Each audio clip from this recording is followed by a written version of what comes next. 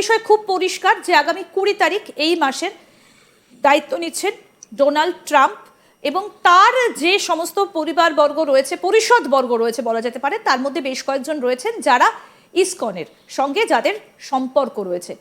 এই সব বিষয়গুলোকে কোথাও একটা মাথায় রেখেই কি একটা এরকম বন্দোবস্ত হচ্ছে, মানে এই নোংরামোটা হচ্ছে ভালোভাবে বলতে গেলে? দেখো, সেটি তোমার এই অভিযোগ উড়িয়ে দেওয়া যায় না, কারণ বাংলাদেশের যেহেতু বাংলাদেশের এই সরকার সর্বক্ষেত্রেই তারা ব্যর্থতার পরিচয় দিচ্ছে। তাদের এই সংখ্যালঘু নির্যাতনের কথা তারা একবার অস্বীকার করছে, আবার তারাই প্রমাণ করছে যে না, সংখ্যালঘু নির্যাতনের ঘটনা ঘটছে। ইসকনের ব্যাপারটি ঠিক মানে তারা তাদের এখন প্রধান টার্গেট যেমন ইসকন, এর পাশাপাশি কিন্তু তারা আরো ধর্মীয় সংখ্যালঘু, যেমন তুমি দেখো রিসেন্টলি বাংলাদেশের ঢাকাতে পাহাড়ি জনগোষ্ঠীর একটি আন্দোলন হয়েছে, যেটি একটি শান্তিপূর্ণ আন্দোলন। যে আন্দোলনটিতে পুলিশ এবং সরকারের সমর্থিত ছাত্র সংগঠনের পেটুয়া বাহিনী চরমভাবে, মানে মারাত্মকভাবে পিটিয়ে পাহাড়িদের আহত করেছে, তাদেরকে রক্তাক্ত করেছে, অনেককে হসপিটালে ভর্তি হতে হয়েছে এবং এখন পর্যন্ত হসপিটালে আছে। তুমি ইসকনের ব্যাপারটি দেখো যে বাংলাদেশে 5 আগস্টের পরে যখন এই ব্যর্থ সরকার ধর্মীয় সংখ্যালঘুদের নিরাপত্তা দিতে ব্যর্থ হয়েছে, ঠিক তখনই তারা ঘুরে দাঁড়িয়েছে এই চিন্ময় কৃষ্ণ প্রভুর নেতৃত্বে বাংলাদেশে একটি শান্তিপূর্ণ আন্দোলন। তারা কিন্তু মিছিল মিটিং করেছে, তারা কিন্তু কোথাও হরতাল অবরোধ ভাঙচুর করেনি। তো তারা বিভিন্ন জায়গায় বিভাগীয় সমাবেশ করেছে, তাদের দাবি দাওয়া উত্থাপন করছিল, এটি ছিল তাদের কর্মসূচি। সেই কর্মসূচির কারণে তাদের উপরে ক্ষিপ্ত হয়ে তাদেরকে নানাবিধ, যেমন একটি মামলা দেখো, গত পরশু এই পাহাড়িদের উপরে যে হামলা হয়েছে, সেই হামলায় বাংলাদেশের জাতীয় পতাকা লাঠিতে বেঁধে সেই লাঠি দিয়ে পিটানো হয়েছে। তো সেখানে তো জাতীয় পতাকা অবমাননার অভিযোগ আনা হলো না, কারোর বিরুদ্ধে মামলা হলো। কাদেরকে মারা হয়েছে? পাহাড়িদের মারা হয়েছে। পাহাড়ি জনগোষ্ঠীর যে বিক্ষোভ, সেখানে তারা তাদের দাবি দেওয়া ছিল তাদের বইয়ের সংশোধনী, একটি বিষয় পাঠ্যপুস্তক, তুমি জানো যে পাঠ্যপুস্তক থেকে বিভিন্ন ইতিহাস ফেলে দেওয়া হচ্ছে। তো হ্যাঁ, সেখানে পাহাড়িদের একটি ইতিহাস যেটি মুছে ফেলা হয়েছে, তার প্রতিবাদ করতেই পাহাড়িয়ারা রাস্তায় নেমেছিল। সেই পাহাড়ি জনগোষ্ঠীর উপরে হামলা হয়েছে, সেই হামলাগুলোতে আমরা দেখেছি মানে শত শত ছাত্র, মাদ্রাসা এবং বিভিন্ন ছাত্র যারা টুপি মাথায় দাড়িওয়ালা, তারা জাতীয় পতাকা লাঠির মাথায় বেঁধে সেই লাঠি দিয়ে এই পাহাড়িদের পিটিয়েছে। সেই ছবি তুমি গুগল সার্চ করলেই পেয়ে যাবে, এই রিসেন্ট 2-1 দিন এর ঘটনা। তো সেখানে কিন্তু জাতীয় পতাকার কোনো অবমাননার মামলা হয়নি। আর চিন্ময় কৃষ্ণ প্রভু, যে বিষয়টি আমি বলছিলাম, যে সে একটি সমাবেশ করেছিল, যে সমাবেশের অদূরে তার কোনো ভক্ত একটি জাতীয় পতাকার উপরে গেরুয়া পতাকা লাগিয়েছিল। তার অপরাধে মানে তাকে দোষী হিসাবে, মানে চিন্ময় কৃষ্ণ প্রভু কিন্তু সেটা লাগায়নি, তার একজন অনুসারী, সেই অপরাধে তাকে গ্রেপ্তার করা হয়েছে।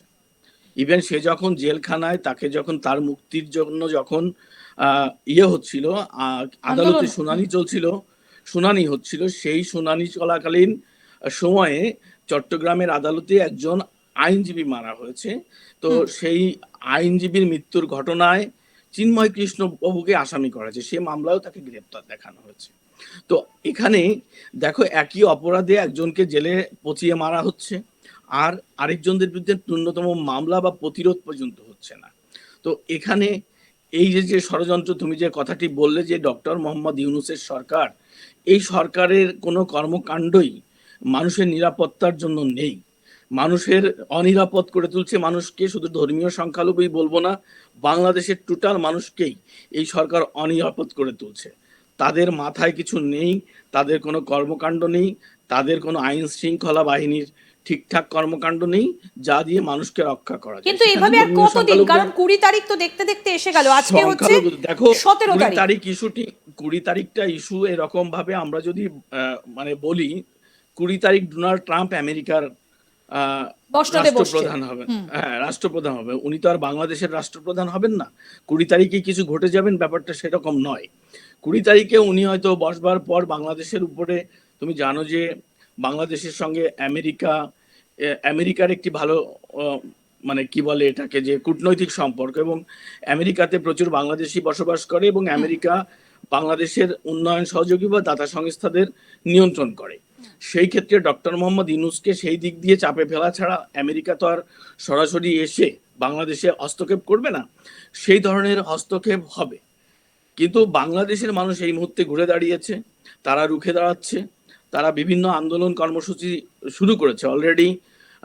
বাংলাদেশের যে বড় রাজনৈতিক দল বাংলাদেশ আওয়ামী লীগ একটি হরতাল কর্মসূচি ডাক দিয়েছে 18ই জানুয়ারি। হ্যাঁ, ঠিক, যে আপনার হরতাল, আপনার কথাটা বুঝলাম যে আওয়ামী লীগ একটা কর্মসূচি নিয়েছে, কিন্তু এই মুহূর্তে দাঁড়িয়ে আওয়ামী লীগে যে সমস্ত নেতারা রয়েছেন, বিশেষ করে ছাত্র নেতারা, তাদের উপর তো একের পর এক দায় চাপিয়ে দেওয়া হয়েছে, প্রচুর মানুষকে গ্রেফতার করা হয়েছে। আওয়ামী লীগ কি পারবেই জনসমর্থনটা গড়ে তুলে এই তাদের কর্মসূচি সফল করতে? দেখো, আওয়ামী লীগের ছাত্র সংগঠনকে নিষিদ্ধই করা হয়েছে, শুধু এরকম নয় যে তাদেরকে দাবড়ানো হচ্ছে, শুধু তাই নয়, তাদেরকে নিষিদ্ধ করা হয়েছে। এবং সেই নিষিদ্ধ ঘোষিত সংগঠনের ছাত্ররা কিন্তু সাম্প্রতিক সময়ে বিভিন্ন কর্মসূচির মাধ্যমে প্রমাণ করেছে যে নিষিদ্ধ তারা কাগজে কলমে হলেও তারা মাঠে আছে, তারা জয় বাংলা স্লোগান লিখেছে, বিভিন্ন কর্মসূচি পালন করছে। ইভেন এই হরতালটি মূলত জনগণের পক্ষ থেকেই একটি অনলাইন অ্যাক্টিভিস্ট ফোরাম থেকে ঘোষণা করা হয়েছে, যাকে আওয়ামী লীগ সমর্থন দিয়েছে। তো এই সমর্থনের ফলে বাংলাদেশের মানুষকে আহ্বান জানানো হয়েছে কোন রকম জানমালের ক্ষতি না করে স্বতঃস্ফূর্ত ভাবে হরতাল পালনে। তো হরতাল তো পালন করে, দোকানপাট বন্ধ, গাড়ি ঘোড়া চলে না, এই হচ্ছে মূলত হরতাল। তো সেই পরিস্থিতিতে দাঁড়িয়ে হরতাল সফল হবে কি হবে না সেটি নির্ভর করবে সাধারণ জনগণের উপর, তাদের স্বতঃস্ফূর্ত অংশগ্রহণের উপরে। সেটি আমার কাছে মনে হয় যেটি আওয়ামী লীগের পক্ষ থেকে বা যারা হরতাল আহ্বান করেছে তাদের পক্ষ থেকে টেস্ট কেস, যে বাংলাদেশের মানুষ, বাংলাদেশের নির্যাতিত নিপীড়িত মানুষ এই মুহূর্তে তারা আসলে এই সরকারের সঙ্গে আছে কি নেই তার প্রমাণ দেওয়ার একটি কৌশল হতে পারে এটি।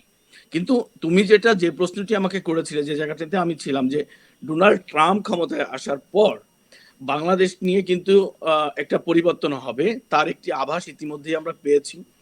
সম্প্রতি সময়ে ভারত সফর করেছেন মার্কিন যুক্তরাষ্ট্রের একজন কর্মকর্তা, যিনি এখান থেকে ফিরে যেয়ে স্পষ্ট ভাষায় বলেছেন যে বাংলাদেশের একটি গ্রহণযোগ্য এবং মানে কি বলে যে নির্বাচন, সর্বদলের অংশগ্রহণে একটি নির্বাচন আমেরিকা চায়, সেজন্য ভারত এবং আমেরিকা একসঙ্গে কাজ করছে এবং করবে।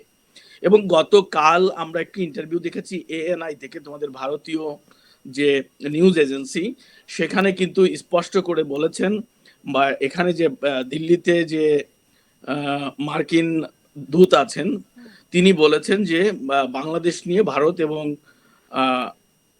আমেরিকা যৌথভাবে কাজ করছে এবং বাংলাদেশে এই অনির্বাচিত সরকারের পরিবর্তে একটি রাজনৈতিক সরকার প্রতিষ্ঠা, মানে দ্রুততম সময়ে রাজনৈতিক সরকার প্রতিষ্ঠার জন্য তারা চেষ্টা করছে।